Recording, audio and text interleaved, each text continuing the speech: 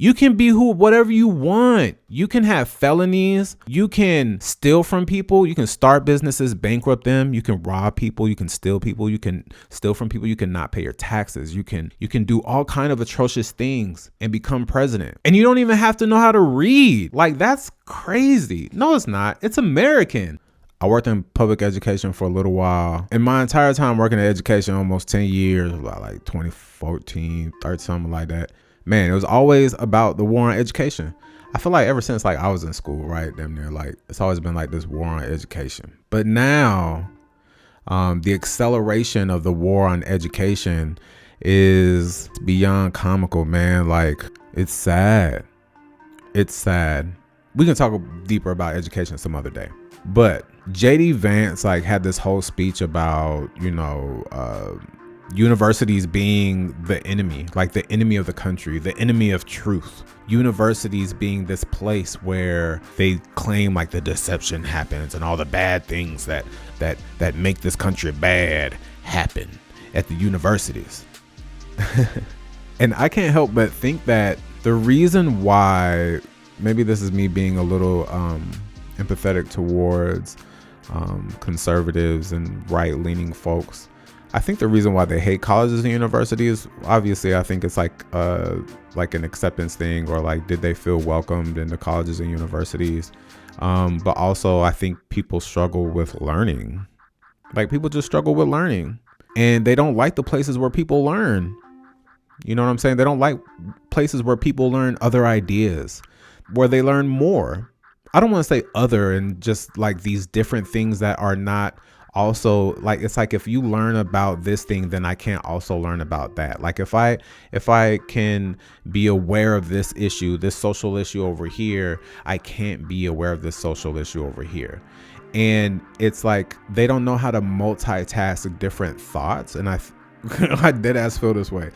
It's like folks don't know how to learn healthily and safely. And I think like they feel attacked when they learn that some of their history is they feel like it's an attack on them when they learn like the history of whiteness. So I think like they decide to then turn to attack these institutions that have conversations about, the narrative about like how things came to be. I think these far right leaning folks, these conservatives, these Christian nationalists, like they just suck at learning, and they shame other people for being courageous to learn. Like literally, I think that's all it is. And they've just had a horrible learning experience. And now, because they had a horrible learning experience, they attack people who have found the ability to learn and or have the discipline to learn. I think that's a lot of it, right? The support systems to learn. The fact that Donald Trump can't read is sad. It's a reflection of our education system. But it's also a reflection of how rich folks think they know it all, but they still just dumb as like, my nigga can't read, dog. That man can't read. You can be whatever you want. You can have felonies. You can steal from people. You can start businesses, bankrupt them. You can rob people. You can steal people. You can steal from people. You can not pay your taxes. You can do all kind of atrocious things and become president. And you don't even have to know how to read. Like, that's crazy. No, it's not. It's American. And I think like what we have to do now, one, we have to support our folks at these institutions, our young folks at these colleges and universities who are continuing to push forward thinking. It's important. Protect them, support them. If you don't have a kid in college, go donate some money to a student group. Like, it's easy. Continue to support young people, man. But yeah, I firmly believe that these people are just like, they just need help learning, man. But that's on them, man. Like, I personally ain't got the patience. Like, I even have a strong rule, man. Like, I don't get in those conversations with like adult white men. They've had all the accessibility to like institutions and everything, and like, you still don't know shit. That's on you, man. So JD Vance, like, and a few years ago when he was like, the real enemy is these universities. They're saying the real enemy is the universities because they're scared of learning. And it's difficult for them to understand these deeper conversations. So much of what we want to accomplish, so much of what we want to do in this movement in this country, I think are fundamentally dependent on going through a set of very hostile institutions, specifically the universities, which control the knowledge in our society, which control what we call truth and what we call falsity, that provides research that gives credibility to some of the most ridiculous ideas that exist in our country. And so I'm excited to close this conference with this particular set of remarks, because I think if any of us want to do the things that we want to do for our country and for the people who live in it, we have to honestly and aggressively attack the universities in this country. I'm not even going to play this shit. You feel me? Like there's no sense in playing it, because we know that the objective of attacking colleges and universities across the country is something that is rolling out. It has been rolling out. We're looking at the Department of Education get gutted. We're learning about how that's going to impact learning for kids, children, babies, people with learning disabilities. Like, we are seeing in real time idiocracy come into fruition. It's with me. How dumb do we want people to be? Obviously very dumb. Honestly, it's really sad to watch our education systems get gutted this way. But I got to be honest with you. I think this is an opportunity for us to start really thinking about what institutions can we create of our own. This is when we got to start depending on like our immediate communities. The fact that they are saying we got to get rid of these colleges and universities, and we're also going to gut the Department of Education. So that means like all the young kids ain't going to be able to learn either in a healthy, safe way.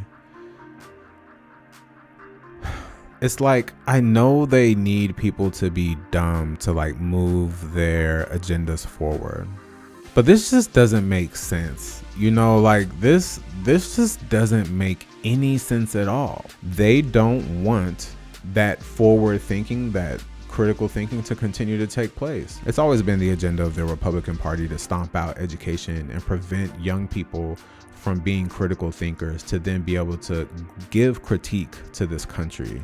Because if they critique it a little too much, or if they think a little too deep about it, they'll start to figure out that we ain't shit. And when those votes don't go the direction they need them to go, then they're protect those kids at the universities, man, because they are coming for them. The kids are in there fighting for their education. The young folks are not in the schools to disrupt education. They are there protesting to improve education. And they know that. The feds know it. They don't want that. Imagine being so scared, so nervous of students at a university that you got to get the whole Department of Justice to come up with a whole federal task force to combat supposed anti-Semitism. Like, they'd be like, oh, these kids, they feel scared. It's because it's just people telling them that Israel is on dirt. That's all it is. Like, damn, man, I'm just telling you, like, that's what it is. Like, niggas who ain't even been to Israel. Like, bro, like, what you so tight about, dog? Like, you ain't even been there. What you so tight about? Huh? What you so tight about? You ain't even been in, motherfucker. You so tight because I'm telling you, you seeing what this country is doing and you mad? You tight? Wait, chill out. Come on, man. Come talk about it. Let's talk about it. And you just mad because your peers are telling you that that is trash. Y'all just mad. You just mad about that shit. So now you got the U.S. Department of Justice visiting 10 colleges and universities to investigate this anti-Semitism and trying to say like, hey, man, y'all got to stop that. Created pursuant to President Trump's executive order on additional measures to combat anti-Semitism, the task force set as its first priority to eradicate anti-Semitic harassment in schools and on college campuses. Ooh, I wonder how they're going to do this. Like, what is it going to look like? Leading task force member, senior counsel assistant to the Attorney General for Civil Rights, Leo Terrell, informed the 10 universities yesterday, this was February 27th, by the way, that the task force was aware of allegations that the schools may have failed to protect Jewish students and faculty members from unlawful discrimination and potential violation of federal law. Mr. Terrell said he intends for the task force to meet with university leadership, impacted students and staff, local law enforcement, and community members as it gathers information about these incidents and considers whether remedial action is warranted. And here we got the press release for this task force. that is going to be visiting these 10 college campuses that are clearly anti-Semitic, these darn anti-Semitic institutions across the country. The 10 universities identified by the task force are Columbia, shout out Columbia, George Washington, Harvard, Johns Hopkins, New York University, Northwestern, University of California, Los Angeles, California, Berkeley, right here, University of Minnesota, go Gopher, University of South Carolina. So they're going to be going to these schools. These are like progressive schools. These are the schools and places where generally people are a little more progressive, a little more left leaning. And they're going to go to these schools and try to make examples out of them. You know, I'm telling you, man, we just got to get the dates. We got to get the dates of when these visits are happening. We need the dates. We just need the dates so we can show up. You feel me? We need the dates. What are the dates? I got to be honest, man. This task force seems a little goofy. Seems real Doge-like. It seems a little Doge-like, a little bit of waste of money-like. But the reality is that we know that this administration is down to be on that fuck shit. And when I say down to be on that fuck shit, they're really down to just go kidnap people. They're really down to go kidnap people, hold them captive, send them away, keep them away from their hearings, and make it a long, difficult process.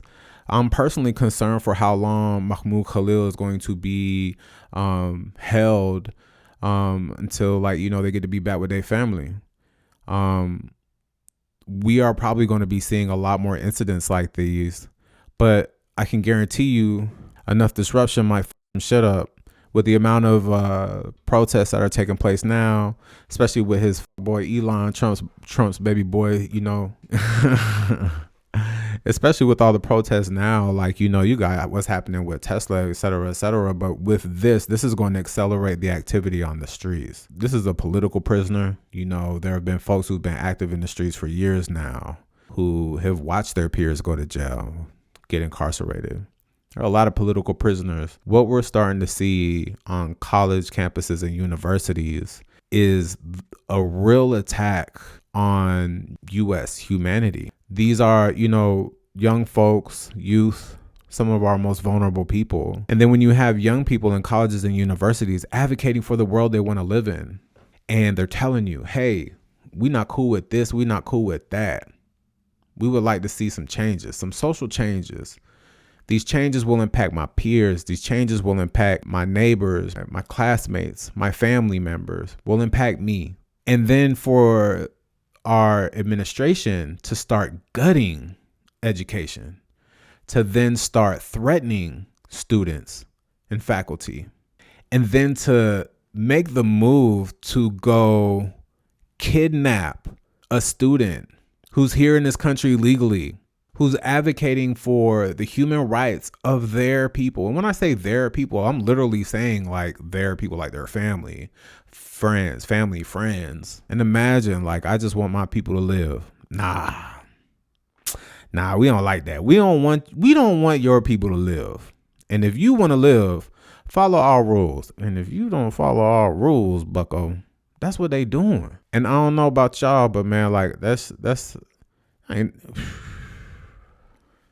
you know, when it comes to like the people's relationship with the state, you know, when it comes to the people's relationship with this nation, you know, I'm not one to like fearmonger. I'm not one to tell people to like, you know, it's finna get like this, it's finna get like that. Nah, man. I'm finna tell you to love on your folks. I'm finna tell you to love on yourself. I'm finna tell you to send that good, happy, healthy energy to those who need it. I'm finna tell you to like protect yourself, protect your folks. I'm finna tell you to like keep learning, keep reading, keep studying. I'm finna tell you to pull up. I'm finna tell you to slide. I'm finna tell you to slide again. I'm finna tell you to slide one more time. But most importantly today, man, I'm finna tell you to go find a way to support some colleges and university student groups. That's where you can be of impact today. You may not be directly out in the streets, or you may not be super vocal online, but if you want to be supportive, right?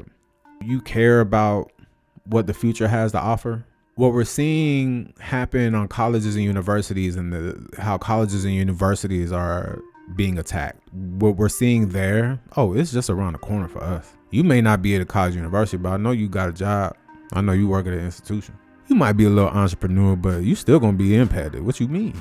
You know, it really is a crazy idea to think like, you know, you care about humanity or the lives of other people, that you may be in opposition to the country you're in. You may be in opposition to the nation you're in. What kind of world is this? You know, that death clock for the earth is ticking. It's getting hotter and hotter. And I don't know how much time we got to actually do things. You know, so that's why the most important thing you really can do is just like hold it down with your foes. To think that this administration really gives a fuck about the law is crazy. To think that this administration gives a fuck about what's legal is crazy. They don't care, my nigga. Marco Rubio said it himself, like, hey, we do, we won't. If we deem it so, then it be.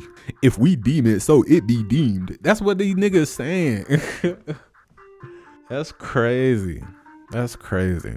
I can't help but think about Mahmoud Khalil's wife, who's currently pregnant with their firstborn child, their first child. My heart is heavy for them right now. My heart is heavy for the students who are facing a lot of shit. If you attended any of these universities that are about to be under deep investigation from the Department of Justice, you need to be tapping in with them. Like, if you in the vicinity of these universities, like, you need to be tapping in with them. Like, real talk. I still don't believe we did enough to support colleges and universities back in 2023. I personally don't feel like I have done enough to support colleges and universities since then. I'll even say that as an activist, former organizer, former activist, you know, like to say retired organizer, I haven't done enough. I'm making this as an account for myself, as an account for me and my peers, right? But we got to take care of the young folks, man. Like, real talk.